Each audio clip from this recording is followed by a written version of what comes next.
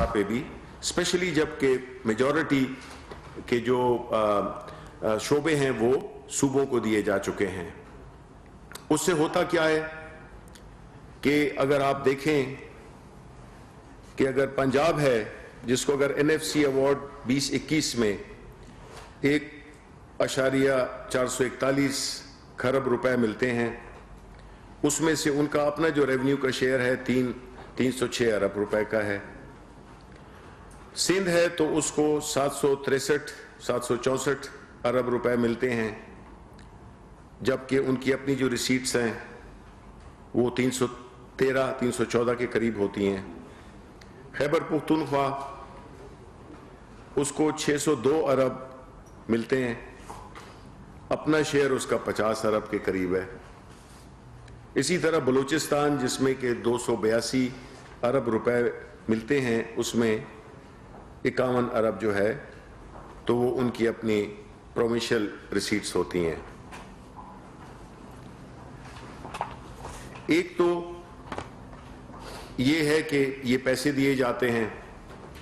لیکن ساتھ میں کوئی ایسا میکنزم نہیں ہے جو کہ یہ تعین کر سکے کہ اس کا جو خرچ کرنا ہے وہ کس طریقے سے ہوگا۔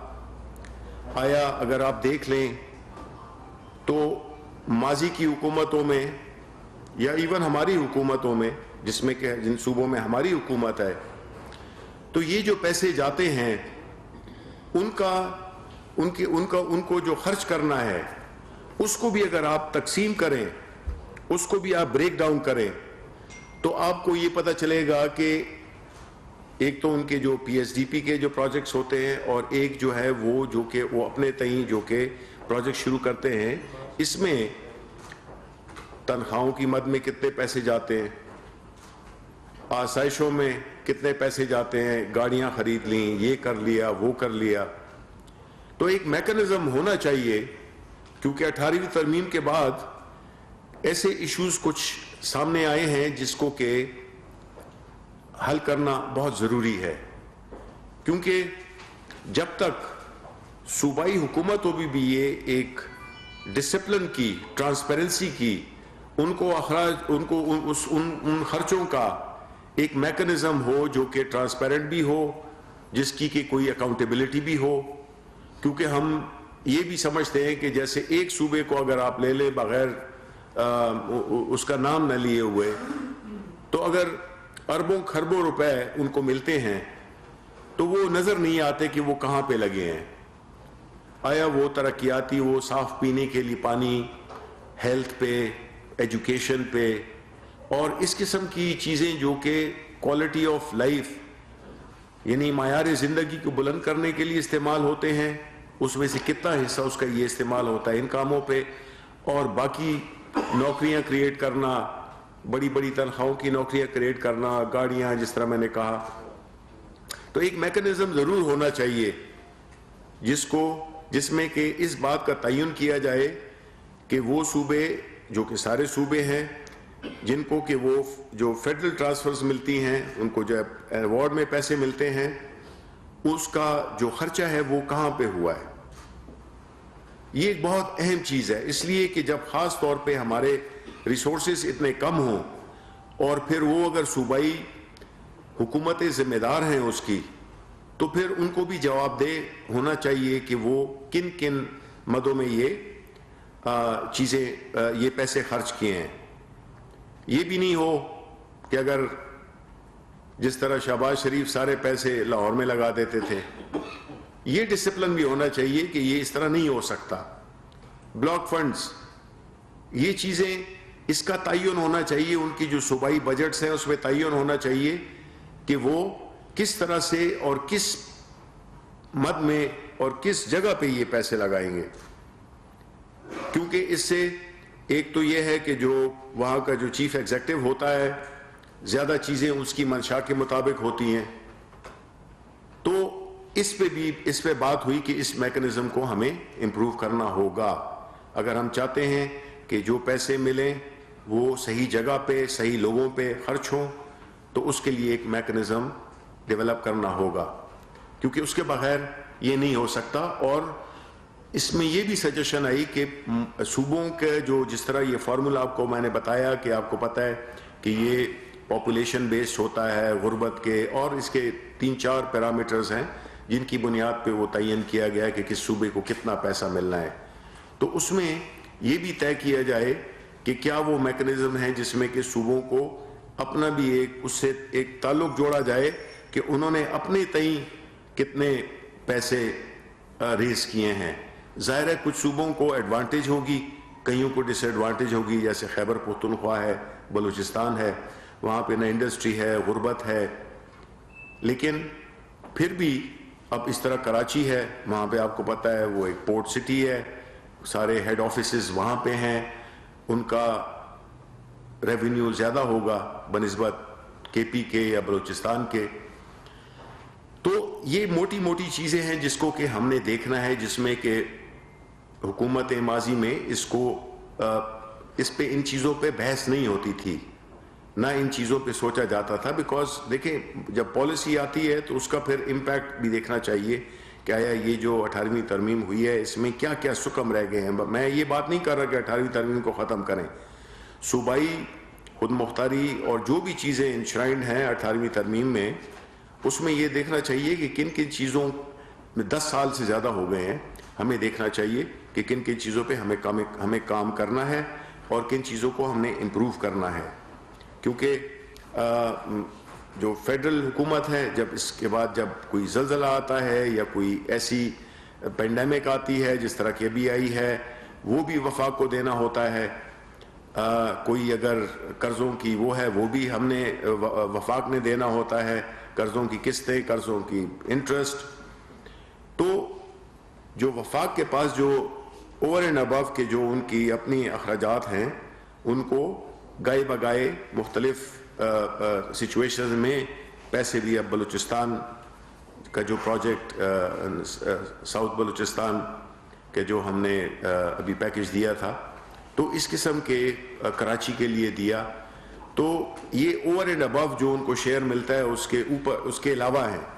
تو نتیجتاً فیڈرل حکومت کے پاس کچھ زیادہ بچتا نہیں ہے,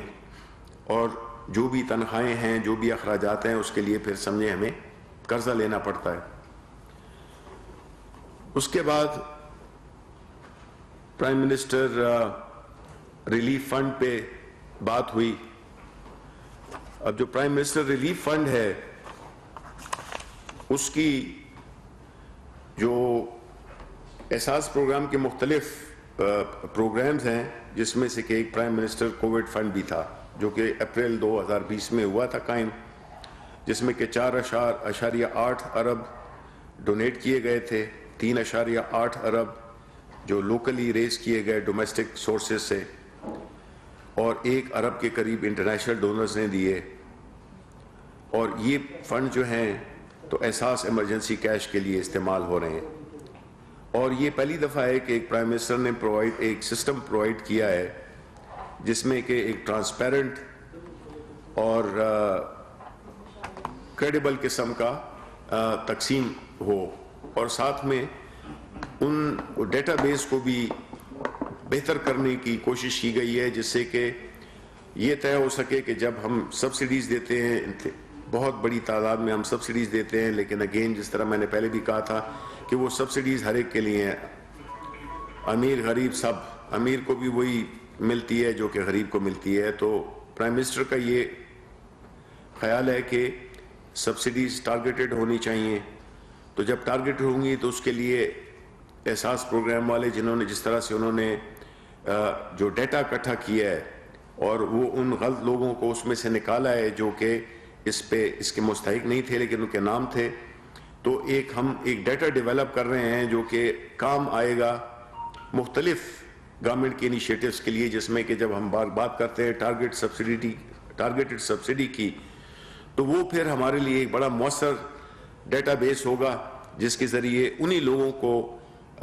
وہ سبسڈی ملے گی جو کہ مستحق ہیں, بنسبت اس کے کہ ایک ہی صف میں کھڑے ہو گئے محمود و ایاز نہیں. تو یہ ایک بڑا ہی اہم چیز ہے, کیونکہ جو پرائم منسٹر صاحب ہیں ان کی جو بنیادی کوشش ہے وہ یہی ہے کہ وہ طبقہ جو کہ محروم ہے، جس کو کہ ماضی میں کسی نے پوچھا نہیں، وہ کسی کیلکولیشن میں نہیں آتا،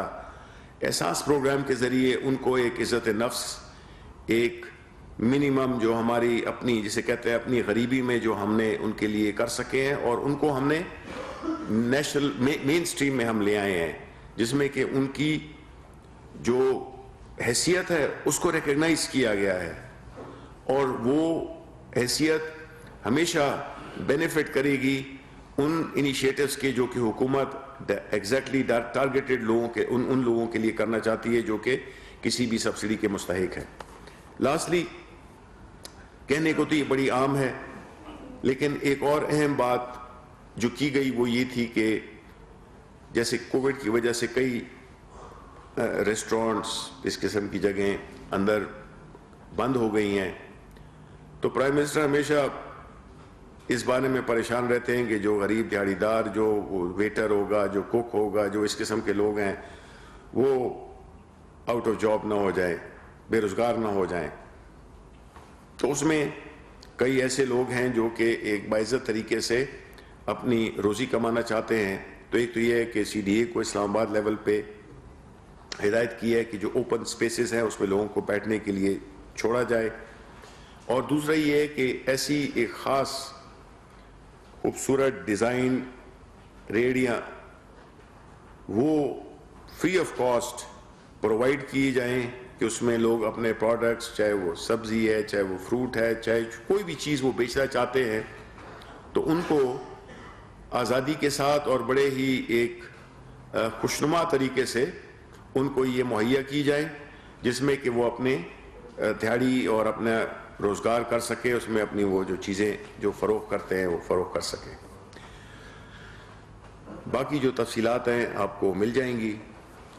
میرا اس سے پہلے کہ میں آپ کے سوالات لوں، میں یہ جو گزشتہ 1-2 روز کی سیاسی واقعات ہوئے ہیں ان پہ میں بڑا مختصر سا تبصرہ کرنا چاہوں گا۔ ایک تو یہ کہ جس طرح پوری قوم نے دیکھ لیا کہ ایک بہت ہی جس کی کہ ہائپ بنائی گئی تھی ایک ایسا جلسہ، وہ آپ سب نے دیکھ لیا کہ وہ بری طرح سے ناکام ہوا، اور اس کی ناکامی کی وجہ بنیادی طور پہ ایک ہی تھی کہ لوگ سیاسی طور پہ بڑے باشعور ہیں، وہ کسی کی ذاتی جنگ میں اپنا کندھا نہیں دیتے، نیشنل کاز ہو تو اس کے لیے وہ حاضر ہیں۔ جب PTI نے جلسہ کیا تھا ایک پارٹی نے، تو جس طرح کی جن تعداد میں لوگوں نے شرکت کی تھی وہ ایک لوگوں کا سمندر تھا، اس کے مقابلے میں 11 پارٹیوں کا یہ جو ہے جلسہ یہ بری طرح سے ناکام ہوا، اور اس کی سب میڈیا بھی اس کا گواہ ہے۔ اب ہو رہا کیا ہے کہ ایسی بری پرفارمنس کے بعد ظاہر ہے کہ آپس میں ایک دوسرے پہ الزامات، جو خبریں ہم تک پہنچی ہیں آپ تک بھی پہنچی ہوں گی، کہ ایک دوسرے پہ الزامات دیے جا رہے ہیں، مختلف لوگ، مختلف پارٹیز، مختلف ان کے ویوز ہیں، اور ویسے بھی جو ایک اوور آل جو ان کا ایک ناقابل عمل قسم کا ایک ایجنڈا تھا، چاہے وہ استعفے ہوں، وہ لانگ مارچ ہو، وہ سارا جو ہے وہ اختلافات کھل کر سامنے آ گئے ہیں کہ یہ ایک پیج پہ نہیں ہے، ان کی مختلف، کیونکہ آپ نے دیکھا ہوگا کہ اچکزئی صاحب کا اپنا ایجنڈا تھا، انہوں نے لاہوریوں کو لاہور میں آ کر ان کے بارے میں باتیں کیں، بلوچستان میں نورانی صاحب نے کی، گجرانوالہ میں نواز شریف نے، کراچی میں صفدر نے وہ قائد اعظم کے مزار کی بے حرمتی، یہ ساری چیزیں جو دیکھتے ہوئے تو سمجھ میں آتی ہے کہ ان کا یہ جلسہ ناکام کیوں ہوا ہے۔ لیکن سب سے جو پریشان کن بات ہے اور جس کی کہ ہم شدید لفظوں میں مذمت کرتے ہیں کہ انہوں نے میڈیا کو دھمکیاں دی، میڈیا کو اس لیے دھمکیاں دی کہ ان کا خیال تھا کہ الیکشن ان کے نتائج ان کی مرضی کے ہونے چاہیے، عدالتوں میں فیصلے ان کی مرضی کے مطابق ہونے چاہیے، اور اسی طرح اگر میڈیا ہے تو وہ ان کی منشا کے مطابق چیزوں کو دکھائے. وہ لوگ جو کہ بغیر محنت کے اوپر آتے ہیں, جن کو تھوپ دیا جاتا ہے بغیر محنت کیے ہوئے, ان کی اسی طرح کی باتیں ہوتی ہیں. ان کو محنت کی قدر نہیں ہوتی ہے, نہ ان کو پوری حالات کا ادراک ہوتا ہے. تو ایسی صورتحال میں ہم مذمت کرتے ہیں جو انہوں نے میڈیا کے بارے میں بات کی ہے, اور اس سے یہی ظاہر کرتا ہے کہ وہ ایک آمرانہ مائنڈ سیٹ کی, غیر سیاسی سوچ رکھنے والی, غیر جمہوری سوچ رکھنے والی خاتون ہیں, اور وہ بنیادی طور پہ اسی ذہن کی عکاسی کر رہی ہیں جو کہ ان کے والد بھی, جو کہ اپنے آپ کو جمہوری نہیں بلکہ ایک طالع ازما سمجھتے ہیں. تو ایک بار پھر میں اس کی مذمت کروں گا. جی عظیم صدیقی, شبلی فراز صاحب کو متعجب اور سراپا سوال ہے, اور آپ سے یہ سوال کر رہی ہے کہ اگر اپوزیشن کی یہ جلسیاں تھیں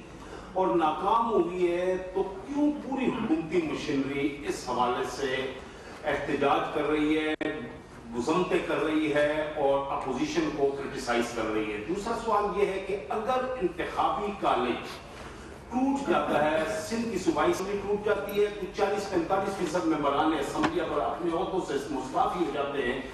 تو اس صورت میں کیا آپ کے آئینی اور قانونی ماہرین نے آج کوئی ایسی بریفنگ دی ہے کہ سینٹ کے الیکشن ہو جائیں گے یا نہیں؟ Thank you sir. پہلی بات کہ آپ نے دیکھا ہوگا کہ گزشتہ 2 روز سے ہماری پریزنس میڈیا پہ منیمم رہی ہے. ہماری طرف سے جلسہ ہونے کے 1 دن پہلے سے ہی نہ ہم نے کوئی بیان بازی دی, ہم نے کھلی اجازت دی جلسے کرنے کی, کیونکہ ہم جانتے تھے کہ جتنے جلسے بھی ان کے ہوئے ہیں اس میں ہماری کچھ ایڈمنسٹریٹو سٹیپس تھے جس کی وجہ سے یہ تاثر دیا گیا کہ ہم روک رہے ہیں اور ان کی جلسوں کو ہائپ ملی. لیکن جلسے سے 1 دن پہلے بھی اکثر چینلز کوک اسٹوڈیو کے ویڈیوز چلا رہے تھے, ہم نظر نہیں آئے. جلسے والے دن بھی ہم نے نہ اپنے انفارمیشن منسٹر کو دیکھا, نہ ہمارے کسی بھی کیبنٹ کے, نہ ہمارے لیڈرز نے. یہ تو جب جلسہ ہو جائے تو پھر اس پہ کامنٹ تو بنتا ہے نا, ہم اپنا وہ تو دیں گے, لیکن ہم نے نہ ان کے لیے ہائپ بنائی, ان کی حسرت پوری نہیں کی جس طرح کہ پہلے ہوتا تھا, اور نہ آ کے کوئی ایسا ہم نے ماحول بنایا جس سے کہ ہم کہہ رہے ہوں کہ جی یہ فیل ہو گئے. وہ تو سب پاکستان نے دیکھ لیا ہے, وہ تو فوٹیجز ہیں, وہ خود یہ کہہ رہے ہیں, آپس میں لڑ رہے ہیں کہ تمہاری وجہ سے فیل ہوا ہے, تمہاری وجہ سے فیل ہوا ہے. ہم نے تو یہ ہائپ بالکل نہیں کریٹ کی, اور نہ ہم اس پہ ریئیکٹ کر رہے ہیں. آپ دیکھ رہے ہیں کہ ہم تو بڑے مزے سے, خان صاحب بھی آپ کو پتا تھا ریلیکس تھے, ہم سب ریلیکس تھے. انہوں نے کیا, وہ ان کو پتہ چل گیا. تو ہم اس سلسلے میں یہ ہے کہ ہم نے کوئی بیان بازی نہیں کی ہے. جب جلسہ ہو گیا پھر بالکل تبصرہ تو ہمارا بنتا ہے بھائی سیاست میں, ٹھیک ہے. انتخابی کالج جی انتخابی کالج کی بات ہو رہی ہے. دیکھیں پہلی بات تو یہ ہے کہ آپ ایک مفروضے پہ بات کر رہے ہیں کہ یہ اگر ایسا ہو جائے تو, اس طرح ہم کہیں کہ جی اگر ساری کی ساری اسمبلیاں ختم ہیں تو پھر کیا ہوگا. آپ بھول رہے ہیں کہ پاکستان تحریک انصاف اور اس کی اتحادی جماعتیں ایک منیمم نمبر رکھتی ہیں, اور وہ نمبرز کافی ہیں ہاؤس کو چلانے کے لیے بھی, کورم کی صورت میں اور الیکشن کرانے کی صورت میں بھی. دوسری بات یہ ہے کہ ہم یہ سمجھتے ہیں کہ یہ جو اپوزیشن ہے اس میں یہ آپ تھیوریٹیکلی تو کہہ سکتے ہیں کہ جی اگر سندھ ادھر بھی ہم